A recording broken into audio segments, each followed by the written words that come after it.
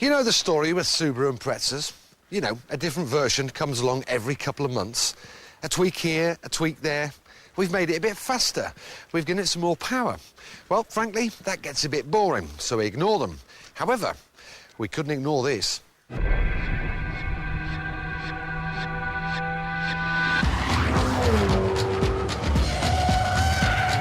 Like a high-tech piece of rock, it has the right names written throughout it. This one means it'll go, this one means it'll stop, and this one means it wasn't made by Subaru.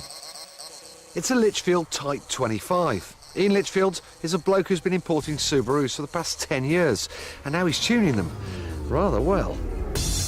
He can put one of these Type 25s on the road for 40 grand. It's based on a version of the Impreza you can only get in Japan. With lighter panels and roof, it's the starting point for the Group N rally car.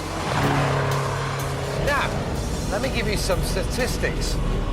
It's got 415 brake horsepower, which is about the same amount as a Porsche 911 GT3, except that costs about twice as much.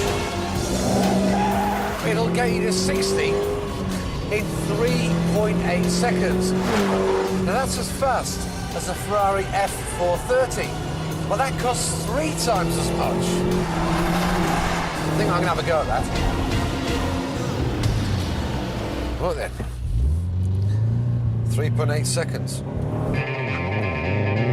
20, 40, 50, 60. Christ, it is quick. The top speed is quoted as being 175 miles an hour.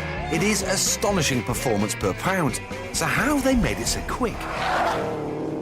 Well, every little bit of the 2.5-litre engine has been improved, from a one-off turbocharger to a bespoke exhaust.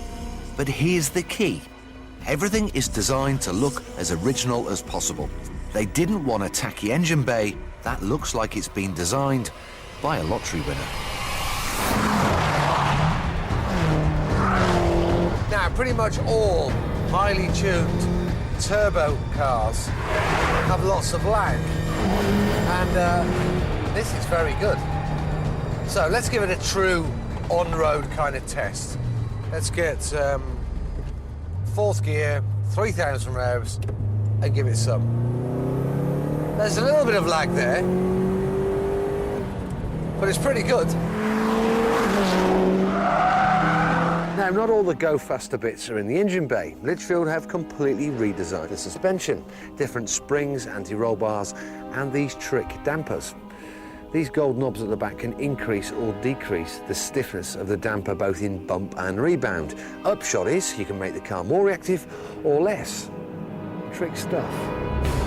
It's race car technology, but it doesn't mean this is a car just for racing drivers. Your granny could drive it quick. Now, one of the amazing things about Subaru and about Mitsubishi Evos is they are incredibly easy to drive quickly from A to B. They're very sure-footed, they give you lots of confidence. And if I'm honest, this is even easier again. Litchfield have really changed the dynamics of the way this works. The steering's much more precise. It's got more front grip mid-corner. Because it's got more power, and the way the power's delivered, you can make the car slide, you can make it balance. It still has understeer if you drive it a little bit too smoothly. So I'll show you. Turn in, understeer. But if you're a bit more aggressive like this on turn in, then you can make the car more neutral, and that's more fun to drive. What impresses me most is that this isn't just a boy racer's fantasy.